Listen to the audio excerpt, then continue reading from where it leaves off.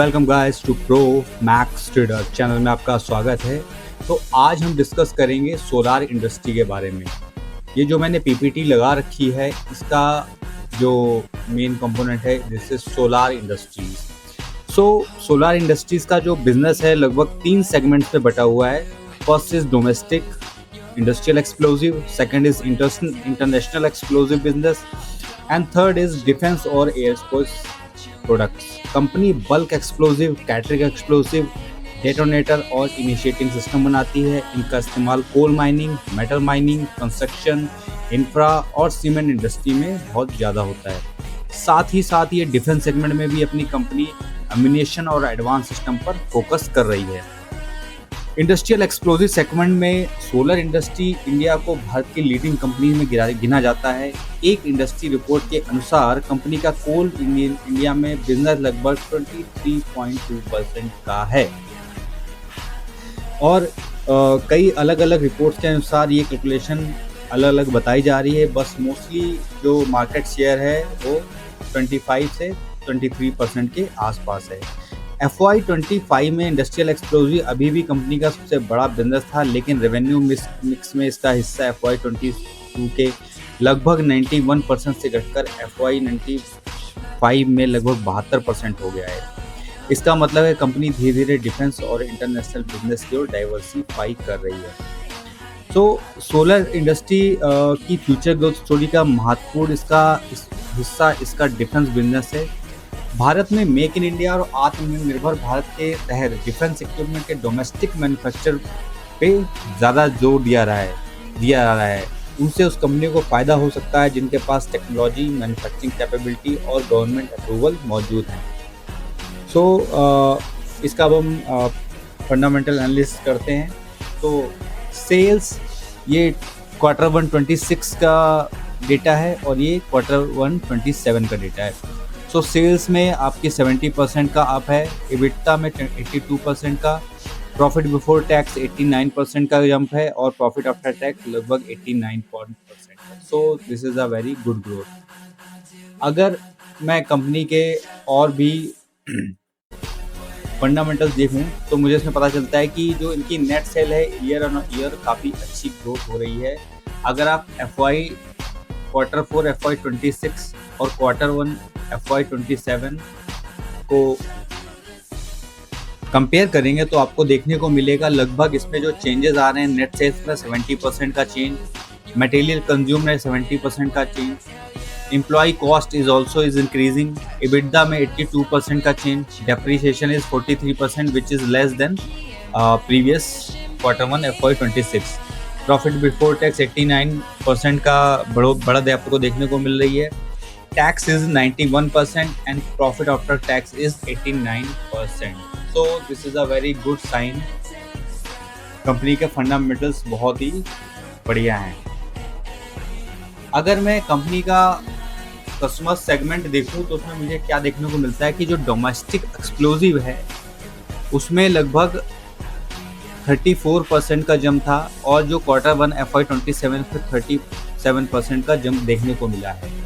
Change quarter 52% का हुआ है। इंटरनेशनल एक्सप्लोजिव में भी इनकी जो पकड़ है वो बहुत ही अच्छी है, लगभग 65% का ग्रोथ क्वार्टर देखने को मिला है।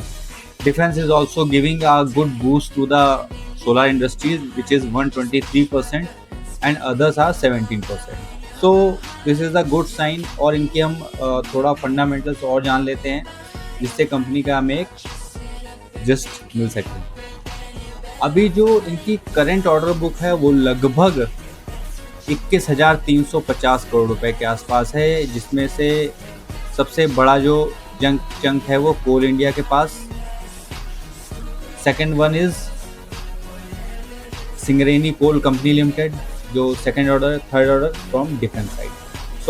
काफ़ी बड़ी ऑर्डर बुक है। It will take some time and company will respond according to it. अभी हम आते हैं कंपनी के कुछ और इनिशिएटिव्स पे। अगर हम कंपनी के जो प्रमोटर्स होल्डिंग देखें which is very good sign, which is giving very good signs. अगर मैं देखूं जो प्रमोटर्स की होल्डिंग है वो लगभग 73%, 73.15% है, जो दो बिगेस्ट है। सो मोस्टली आपको इसमें पब्लिक के पास सिर्फ 6.254% है, बाकी सारे एचएनआईज और सारी big bodies are taking the advantage of share holding pattern.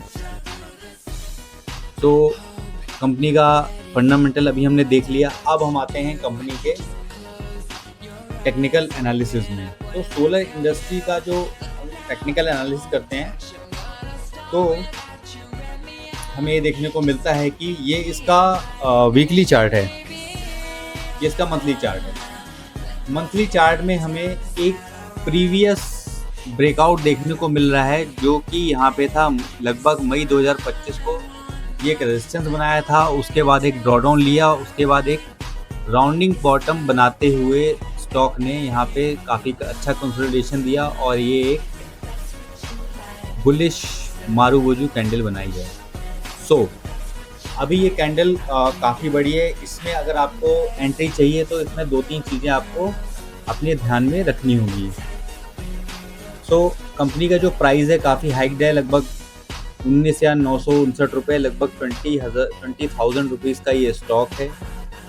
सो इसमें आपको स्टॉप लॉस काफ़ी स्ट्रिक्ट रखना है और अकॉर्डिंगली ट्रेल भी करना है। अगर मैं इसका वीकली चार्ट देखूं तो हमें कोई पैटर्न मिल रहा है। यस, वीकली चार्ट में हमें एक रेजिस्टेंस मिल रहा है, जो यहाँ पर इसका कंसोलिडेशन हो रहा था, या हम इसे हॉरिजॉन्टल कंसोलिडेशन बोल सकते हैं। उसके बाद भी यहाँ ब्रेकआउट हुआ है। तो लगभग अगर आप इसमें 19,059 रुपये और जो अभी स्टॉक का प्राइस चल रहा है 19,987 रुपये, तो ये बहुत ही बड़ा स्टॉप लॉस जाएगा। इसके लिए हम इसको डे चार्ट में लेके आते हैं। राइट, डे चार्ट में हम इसको क्या कर सकते हैं कि इस स्टॉक को हम जो इसकी कैंडल है उसको हाफ कर सकते हैं, और अगर हम इधर कहीं एंट्री बनाते हैं तो जो ये प्रीवियस मंथ की कैंडल है उसके हाफ का हम स्टॉप लॉस ले सकते हैं। या तो अगर आपको थोड़ा डीप स्टॉप लगाना है तो 19,000 रुपये के आसपास एक बढ़िया प्राइस पॉइंट मिल रहा है स्टॉप लॉस लगाने के लिए, क्योंकि ये स्टॉक बहुत ही अच्छे फंडामेंटल्स में है और स्टॉक की जो ग्रोथ आपको दिख ही रही होगी। So this is the very big player in ammunitions and this market. तो सोलर इंडस्ट्री की जो ग्रोथ स्टोरी है 3 पिलर्स पर आधारित है: इंडस्ट्री एक्सप्लोसिव, इंटरनेशनल एक्सपेंशन और डिफेंस मैन्युफैक्चर। कंपनी का मार्केट पोजीशन बहुत मजबूत है, डिफेंस ऑर्डर बुक भी बहुत बड़ा है, रिसेंट फाइनेंशियल परफॉर्मेंस भी शानदार रही है। लेकिन स्टॉक में इन्वेस्टमेंट से पहले valuation, order execution, cash flow और फ्यूचर मार्जिन को जरूर एनालाइज करना चाहिए। अगर कंपनी अपने डिफेंस ऑर्डर को समय पर एग्जीक्यूट करती है और इंटरनेशनल तथा एक्सप्लोसिव बिजनेस में ग्रोथ बनाए रखती है, तो लॉन्ग टर्म में यह भारत की महत्वपूर्ण डिफेंस मैन्युफैक्चरिंग कंपनियों में शामिल हो सकती है। इसलिए सोलर इंडस्ट्रीज इंडिया एक प्रॉमिसिंग ग्रोथ कंपनी जरूर है, लेकिन इन्वेस्टर को इसके मार्केट शेयर देखकर नहीं बल्कि वैल्यूएशन और एग्जीक्यूशन रिस्क के साथ इसको एनालाइज करना चाहिए। अगर आपको ये एनालिसिस यूजफुल लगी तो वीडियो को लाइक करें, चैनल को सब्सक्राइब करें और कमेंट में बताएं कि आप सोलर इंडस्ट्री को डिफेंस स्टॉक मानते हैं या एक्सप्लोसिव कंपनी। सो वीडियो कैसा लगा आप कमेंट करके बताइए और